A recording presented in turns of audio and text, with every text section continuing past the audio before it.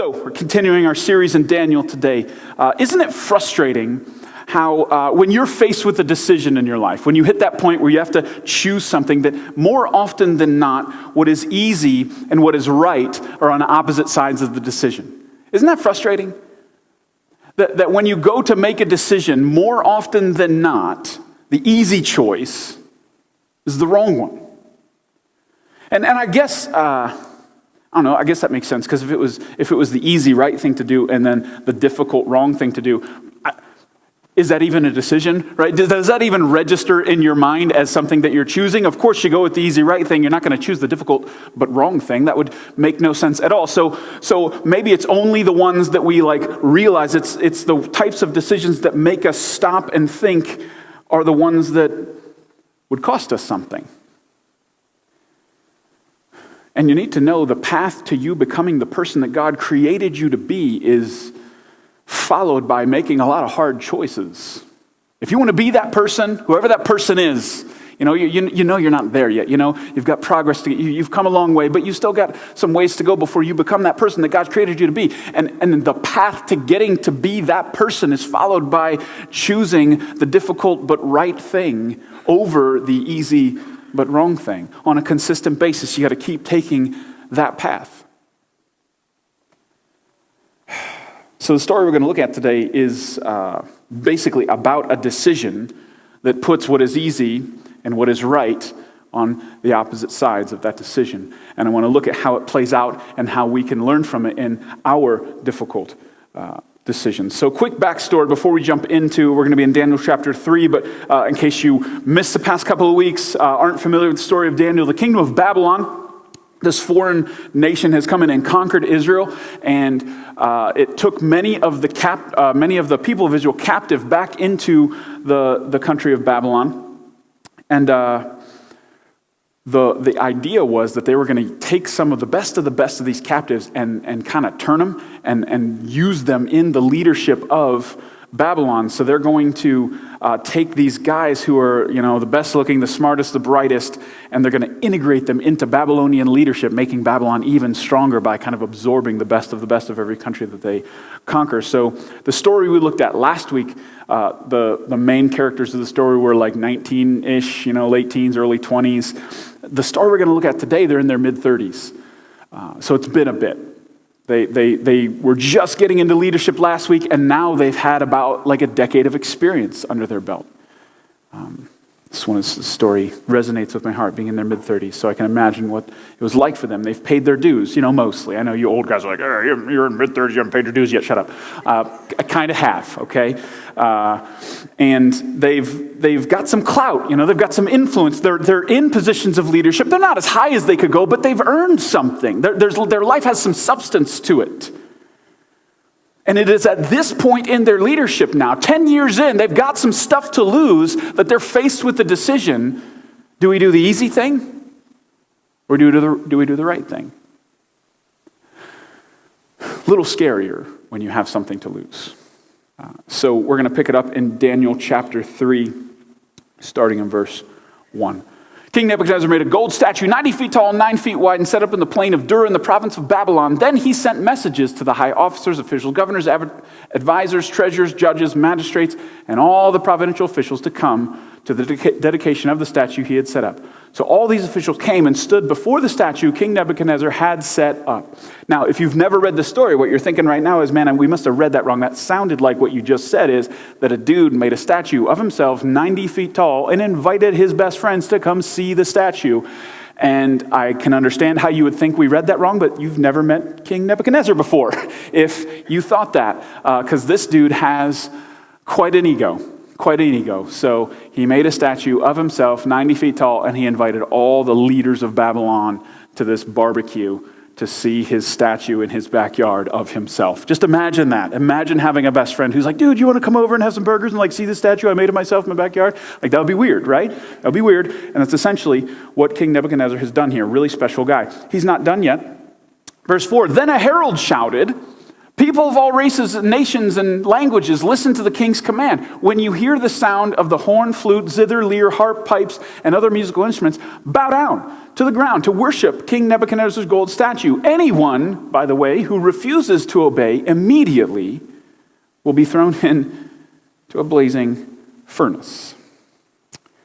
So King Nebuchadnezzar has a band, and they're going to play. By the way, Jonathan's been on the hunt for a zither player, so if you know how to play the zither, or if you know what a zither is, he's very interested in that. So not only does he make the statue and invite everybody to see it, he's now going to force them to bow down and worship this statue under pain of death. So his ego is really big, right? So, by the way, if you're picturing this scene, I was looking at this, this is one of those stories. I hate preaching these stories because you guys know this stuff already. Most of you who grew up in church are like, oh, Shadrach, Meshach, and Abednego. Yeah, check, you've already checked out. So come back for a second. I read this differently this week. So the way, if you look at it in like the original language and stuff, the way it's worded, I always imagined that this was like a one-time thing that he gathered everybody. They all just kind of stood there, and then as soon as the zither started playing, they all bowed down. But the way it's worded, it could have been more like whenever the music was played. So what I started to imagine is, what if this was like a wedding reception? And you know how when everybody starts clinking their glasses and the bride and groom kiss? What if that's the same kind of thing, but like everybody's there just kind of partying, kind of having a good time, and all of a sudden the music plays, and then they have to like stop what they're doing and bow down. It's as if King Nebuchadnezzar has his own fork and his own very big glass that whenever he wanted them to play, to pay attention to me, guys, I know you're having fun, but pay attention to me, he was able to get their attention. So just imagine, you're up at the bar ordering something, and then you hear this music, and you're like, oh, this guy. All right, I gotta bow down again, like every single time. So I imagined it a little bit more like that, like Nebuchadnezzar really wanted to establish himself as the leader here. He was kind of flexing on all these guys who are rulers of all the different places that he is king over. He just wants to keep reminding them who's in charge. So verse 7, so at the sound of the musical instruments, all the people, whatever their race, nation, or language, bowed to the ground and worshiped the gold statue that King Nebuchadnezzar had set up. So this verse establishes that everybody who's there is obeying this order. Sept 3, verse 8. But some of the astrologers went to the king and informed on the Jews. They tattled. They said, King Nebuchadnezzar, long live the king. You issued a decree requiring all the people to bow down and worship the gold statue when they hear the sound of the horn, the flute, the zither, the lyre, the harp, the pipes, and other musical instruments. If I were King Nebuchadnezzar, I'd tell him to shut up right there. I know what I wrote. Why do they got to repeat every detail? This is exactly like children, right? That decree also states, by the way, those who refuse to obey must be thrown into a blazing furnace. But there are some Jews, Shadrach, Meshach, and Abednego, whom you have put in charge of the province of Babylon. They pay no attention to you, your majesty. They refuse to worship your gods and do not worship the gold statue that you have set up. So Shadrach, Meshach, and Abednego get told on for not bowing down. Evidently, at this big party, everybody keeps bowing down, and these three boys are standing off to the side like this. And one of the times when one of those astrologers bowed down, he looked over and he's like, what is that? What are these three doing? They're not bowing down. I'm going to go tell. So they get told on for not bowing down when they were told to bow down. That had to have been a tough decision. And isn't that weird? I don't know, I know if you grew up in church, you know this story, but isn't it weird that it doesn't even talk about the decision? I wish that the story would expand out around when they heard that they had to bow down to this image, and if they didn't, they were going to get burned alive. I wish that it would expand out there, and we would actually get to see some of the internal struggle there had to be before they made this decision. Maybe some of the conversations that these three had to have when they're like, oh my gosh, we're supposed to bow down. We can't do that. Oh, they're going to kill us if we don't. Can you imagine the conversation that they had about this decision and the angst and just the worry and all the concern that they would have had going into this moment? The story just, it doesn't even tell that they did it. It just tells that it happened. It doesn't even happen in real time in the story. It's almost like, of course they did. Tough decision. They did it. They chose the right thing instead of the easy thing. But it had to be difficult. There had to be angst with that, right? Now, you in your life, I hope you don't know anybody who's building statues of themselves in their backyard. I really do. So you're probably not faced with this exact thing. But I do know that there are consistent times in your life where you are faced with, do I choose the easy thing or do I choose the right thing? Do I do the easy but wrong thing, or do I do the difficult but right thing? You're faced with that all the time. The easy thing for you would be to give up on your marriage rather than work on it, right? That'd be easy. It'd be easier for you to just put it on the credit card rather than, make some tough budget choices and tell yourself no every once in a while. Easy thing would be to come home from work and check out rather than engaging your family. Easy thing would be to blame somebody else at work rather than take responsibility. The easy thing would be to keep that secret rather than to come clean. The easy thing would be to hold that grudge and hold on to that bitterness rather than forgive and to start the process of reconciliation. The easy thing is always going to be in front of your face. And you have to choose. Are you going to be principled or pragmatic? Are you going to take the easy path or the difficult path? And what you choose in that moment is going to largely decide what kind of a person you're ultimately going to become. You know that, right? If you can, the road to becoming the person that God wants you to become is not going to get taken by constantly taking that easy path. It's not. You'll become something else. So in this moment, the boys choose. Well, they're not boys. It's insulting to myself, the boys. These 35-year-old boys. They choose to stand when they were supposed to bow down. So let's see what happens. Then Nebuchadnezzar flew into a rage and ordered that Shadrach, Meshach, and Abednego be brought before them. When they were brought in, Nebuchadnezzar said to them, "Is it true, Shadrach, Meshach, and Abednego, that you refuse to serve my gods and worship the gold statue that I have set up? I will give you one more chance." It just flips. They must have nodded their heads. "I will give you one more chance to bow down and worship the statue that I have made when you hear the sound of the musical instruments. But if you refuse, you will be thrown immediately into the blazing furnace." It's right over there. You can see it. "And then what God will be able to rescue you from my power?" Oh, Neb. If he'd have left that off, I wonder if the story would have went differently. Can't you just imagine God up in heaven listening to this whole thing? Like, this is interesting. And then Nebuchadnezzar says, "What God would be able to save you from my power?" And God's just like, go. It's just there is this theme. I don't know if you ever notice it if you read the Old Testament. There's this consistent theme of when the foreign kings directly engage God, when they mouth off directly about God, he shows up and he flexes on them. It's consistent throughout the Old Testament. So pro tip, don't taunt God like that. He will show up. Now, so here they are, standing before the king. Now, this decision we do get to see because they already made one, and now they're getting a chance. It's like they're circling back around. You can still choose the easy thing. I'm going to give you another chance. You chose the hard thing over here. That's great, but the consequences are coming. But tell you what, here's your off-ramp. Go easy. Just take the easy route. And the answer that they give is really one of the most epic answers in the Bible. You got these 35-year-old men standing before the most powerful man in the world who is already ticked off. And he's giving them an opportunity to do what he is asking them to do. And here's what they say, verse 16. Shadrach, Meshach, and Abednego replied, "O Nebuchadnezzar, we do not need to defend ourselves before you." Sorry, boys, sounds like you do, but okay. "If we are thrown into the blazing furnace, the God whom we serve is able to save us. He will rescue us from your power, your majesty. But even if he doesn't, we want to make it clear to you, your majesty, that we will never serve your gods or worship the gold statue that you have set up." I love how in this response they're still polite. You notice they're still calling him your majesty even while they're telling him they're not going to do what he is telling them to do. My 2-year-old does this. When I tell the 2-year-old to do something, he says back, "No thank you, Daddy." Hey buddy, give me that knife that you somehow got a hold of. "No thank you, Daddy." It's consistent. I'll take polite disobedience over impolite disobedience, I guess. Just imagine that. "Bow down to my statue." "No, thank you, your majesty."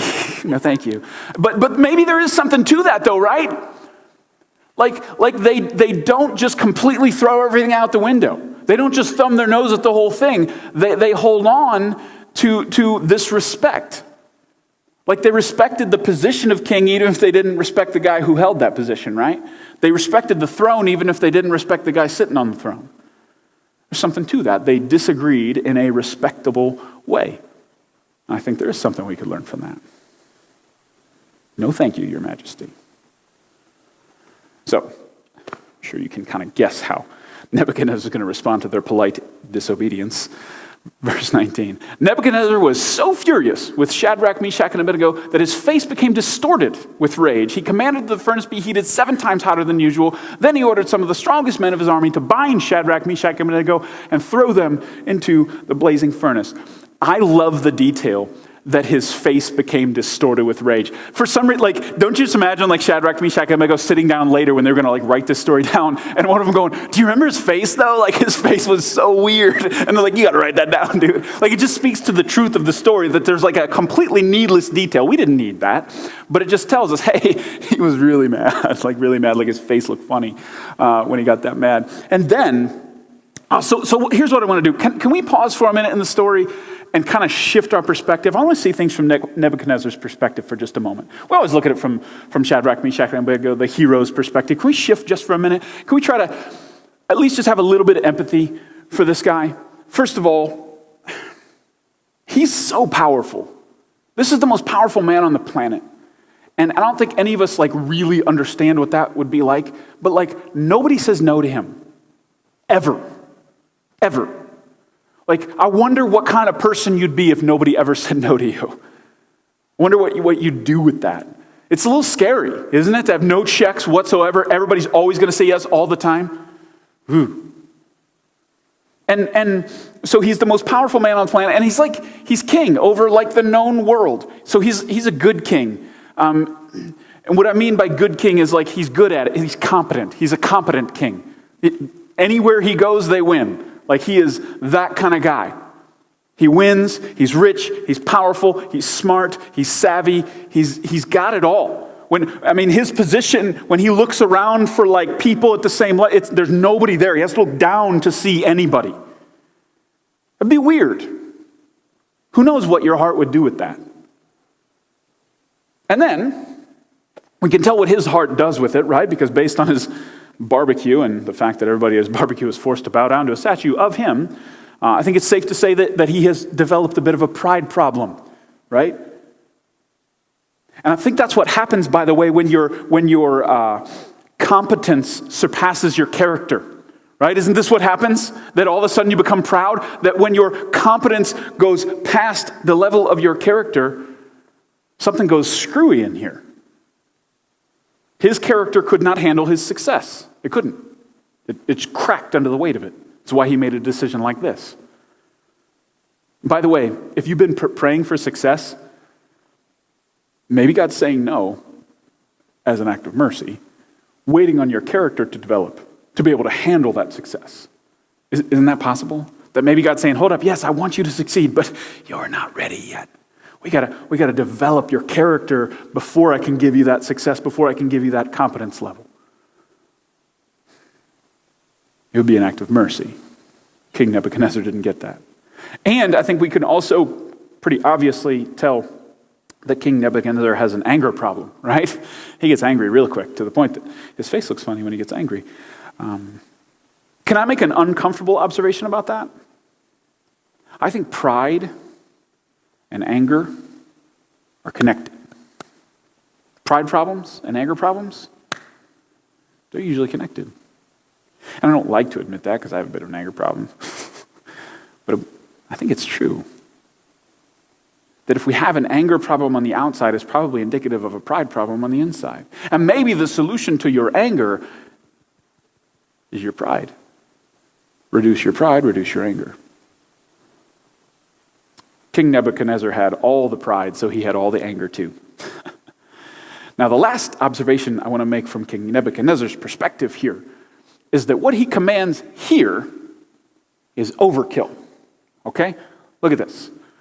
He wants this furnace heated 7 times hotter than usual. Regular hot would have done it. Just an observation. Fire kills people. Okay? He didn't have to do that.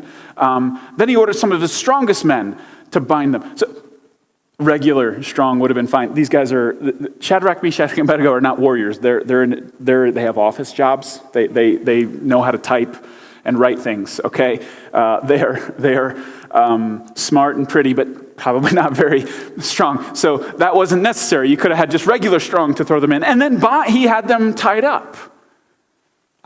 You're going to throw them into a fire, dude. That's like having a gun to somebody's head and saying, hold on, let me tie you up first, then I'll shoot you. Why? Just throw them in, man. It doesn't matter. So the question I want to ask is why? Why do you do all that? Now, the obvious answer that maybe you just jump out with is, well, because he was ticked off. He was just mad, so he just said that stuff, and that's what happened. And maybe, there might be something to that, but wouldn't it be more torturous to turn the heat down, not up, right? To slow the process. Heating it 7 times, they're going to be dead in a second. Shouldn't you turn it down if you're really mad and you really want to hurt them, you really want to inflict pain? And by the way, I did a little bit of research on Babylon. That kind of was a thing. They wouldn't. It was more of a cooking, a slow roast that they were going for. So to heat it up, sped up the process. So if he's really mad, if this is a reaction, he should have said, yeah, turn the heat down. We'll see how you guys like this. It's going to take all day, But no, he went the other direction. So could it be that he was nervous? That the statement that these 3 boys make when they say, our God can save us, he will save us, but even if he doesn't, I'm not bowing down to that image, man. That being said to him shook him a little bit. Because remember, nobody says no to him. Nobody speaks to him like that. Everybody does what he says immediately and cowers before him. But these guys come in with confidence. And they say no, politely. It shook him. He didn't know what to do with that. They don't beg for their lives. They don't bow down. They say, Your Majesty, when they say no. And they're super confident in this God. Super confident in this God. He can and he will, and even if he doesn't, we're not doing it. So they're confident in him and they're loyal to him. So Nebuchadnezzar's maybe he doesn't even realize it in the back of his mind, but he goes into overkill mode. 7 times hotter, strongest men, tie him up first, see if your God can save you now. Now, that's flawed logic, right? It's not like God's up in heaven going, oh, did he say 7 times? I can only do 5. Now they're really in trouble, That's silly. That's flawed logic. But what he's trying to do is, in his power, he is now trying to flex on their God and say, see if you can, I'll throw this one at you. 7 times hotter, strongest guys, tied up. What are you going to do now? And God's like, okay, we'll do this. You locked in an arm wrestling match with the God of the universe. But I do think this shows us something. We tend to think that the people in our lives who are the loudest about not believing in God or being angry with God, we tend to think of them as being the farthest from God, right? That the people who are the loudest and most boisterous about it, that they're the furthest from God.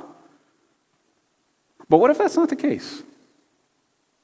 What if a strong response to God is not an indication that they're far from God, but what if it's an indication that they're a little closer? Spoiler alert, King Nebuchadnezzar is about to have a come to Jesus moment in about 10 minutes from here. His face is he's so mad, his face is distorted with rage. He flips out and heats the furnace and has strong men and has them tied up. But about 10 minutes later, he's going to start talking about God like he really believes in him. So what if those people in your life who you think are furthest from God because they're the loudest about it, they're the angriest about it, what if they're not as far as you think? What if the person who's apathetic towards God is way further from God than the one who's angry about it? You know what I mean? Just keep that in mind. Maybe, because it throws you off. When somebody acts like this, when somebody gets all loud and angry about God, it throws you off, but stay steady. Maybe they're closer than you think. Maybe the next step is God showing up in their life and the whole thing just kind of breaking wide open. So let's see what happens. If you grew up in church, it's classic. So they tied them up, threw them into the furnace, fully dressed in their pants, turbans, robes, and other garments. And because the king in his anger, demanded such a hot fire in the furnace, the flames killed the soldiers. They threw the 3 men in it. So the strongest men in his army died because of his stupidity here. Then Shadrach, Meshach, and Abednego, securely tied, fell into the roaring flames. Fun fact, in like 5th grade, I was in a play where we did this play, and I was one of the strong men. Epic part for me. Just quick death. So he loses the strong men and some good rope. And then, suddenly Nebuchadnezzar jumped up in amazement and exclaimed to his advisors, "Didn't we tie up 3 men and throw them into the furnace?" "Yes, your majesty, we certainly did." "Thanks, guys," they replied. "Look," Nebuchadnezzar shouted, "I see 4 men, unbound, walking around in the fire, unharmed, and the 4th looks like a god." A god? A god? That one you were a little bit nervous about? Maybe him? That you didn't think could do it? Caused you to heat up your furnace and tie up these boys, and you lost your good men? Yeah, that God. So then he says, came as close as he could to the door of the flaming furnace because he couldn't get close, because if he got too close, he would die too. He shouted, and remember, it'd be loud, and this fire is roaring. "Shadrach, Meshach, and Abednego, servants of the what now?" "The Most High God. Come out. Come here." So Shadrach, Meshach, and Abednego step out of the fire. Then the high officers, officials, governors, and advisors crowded around them and saw that the fire had not even touched them. Not a hair on their heads was singed. Their clothing was not scorched, and they didn't even smell of smoke. Completely unscathed. So obviously an incredible supernatural miracle happens here. So I want to make just 3 observations about this story here. The rest of the story, here, I'll just tell it to you. He decrees that God is God. Like I said, he kind of has this salvation experience. He believes now, he's like, this God is the God. And then Shadrach, Meshach, and Abednego get promoted. So like I said, they were already in leadership, and they get promoted to even higher positions after this. So that's kind of the happy ending to the story. But I want to make 3 observations about this fire. Because, again, you probably won't experience this in your life. You're not going to have some raging madman telling you to bow down to a golden statue. You're probably not going to be threatened with being burned alive. But you have situations like this in your life where if you choose to do the right thing, there will be consequences. And it does kind of feel like the heat's getting turned up. So the first observation I want to make about the fire is that the fire in your life does not mean you're going the wrong way. So often we think that trouble in our life means we took a wrong turn, that when things go wrong, that means we messed up. But this story clearly tells us that that is not the case. They did not get thrown into the fire because they did the wrong thing. They got thrown into the fire because they did the right thing. So listen, just because the heat gets turned up in your life doesn't mean you took a wrong turn. It doesn't.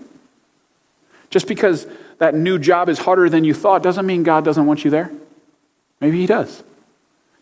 Just because their marriage isn't easy doesn't mean you married the wrong person. That's not what that means. Just because the decision cost you something doesn't mean you made the wrong decision. Stop using difficult circumstances in your life as a compass. It's a terrible compass.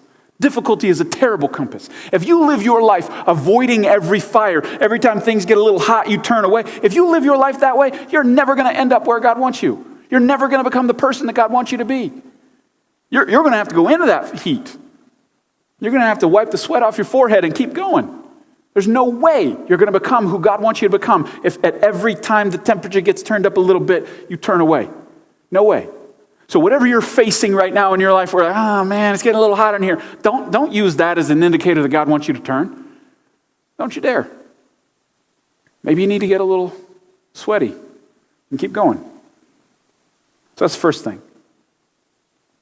Sometimes heat's a good indicator you chose the right thing, not the wrong thing.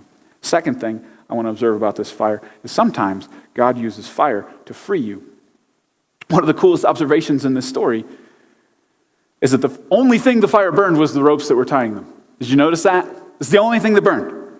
They not a hair was singed, their clothes were untouched, they didn't even smell like smoke, but those ropes that they were tied up with, ash, gone.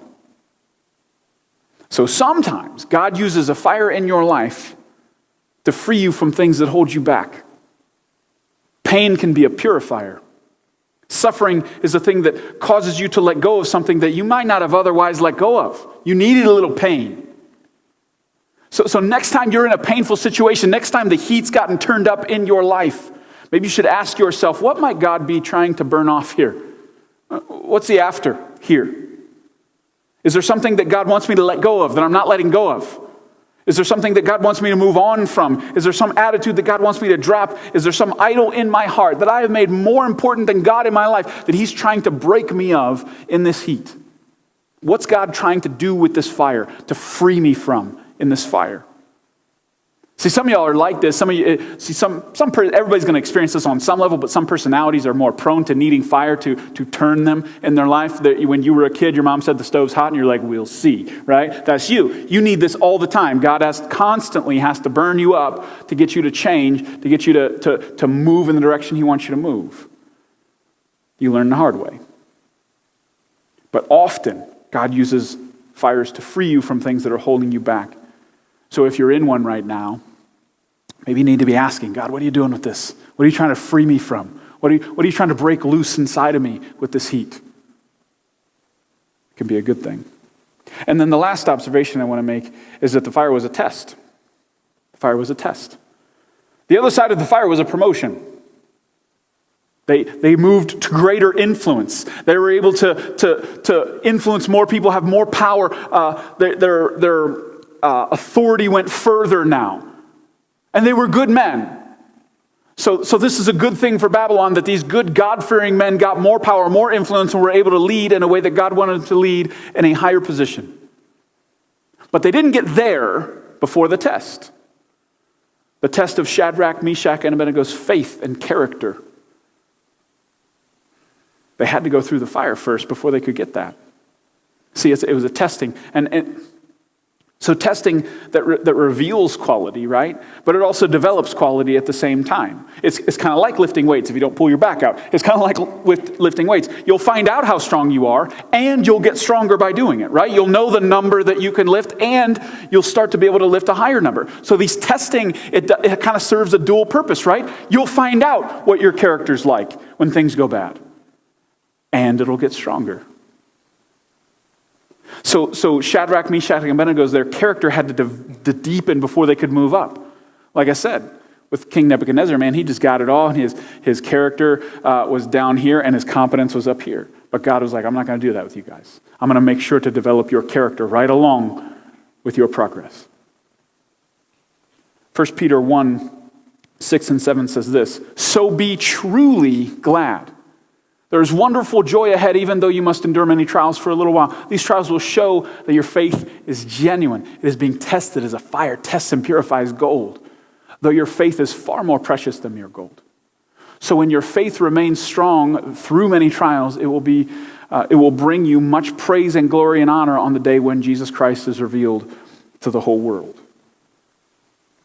So if the heat's up in your life, if the trials hit, maybe God's testing you. And by the way, God doesn't need to know. He's not up in heaven going, I wonder what their faith's like. I wonder what their character's like. He wants you to know. That's what the test is for. It's for you to find out. He already knows. And it's to strengthen you. I don't know.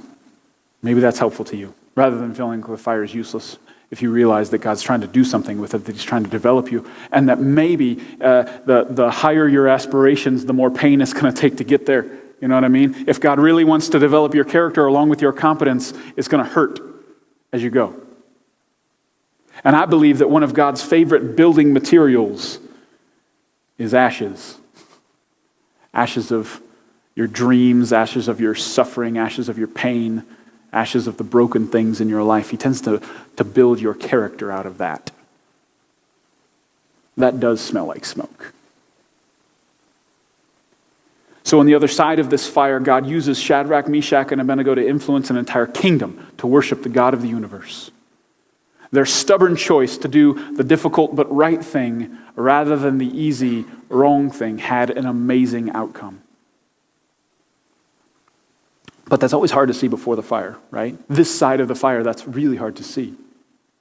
And that's why you have to have the mentality when you're faced with those things, when you're faced with the difficult right thing or the easy wrong thing, when you're faced with that, you need to remember that obedience in that moment is up to you, but the outcome is up to God. And they might have died. And honestly, part of me wishes they hadn't. I know that's warped and I know that's weird for me to say, but I wish they died and that we still held this story up because they were willing to. And see, some of us, I think a lot of people in Christianity, we get so caught up in the fact that they didn't die, and then they even got a promotion that we just have this like warped perception of trials that they always have to turn out flowery on the other side, and sometimes they don't. And God's still doing something in that. Obedience is up to you. The outcome is up to God. Don't forget that. I'm going to have the worship team come back up. I'm going to lead us in one more song. And I think this is one of those times where if you're facing some tough decisions right now, this is a time to maybe take a minute and just reflect on that and really decide in your heart, resolve in your heart that you're going to choose the right thing, the difficult thing, rather than the easy thing. Or it's just one of those times where you just need to have a heart-to-heart with God and say, man, I want to be the kind of person, I want to make the kind of decisions that take me towards the kind of person you want me to be. Would you pray with me?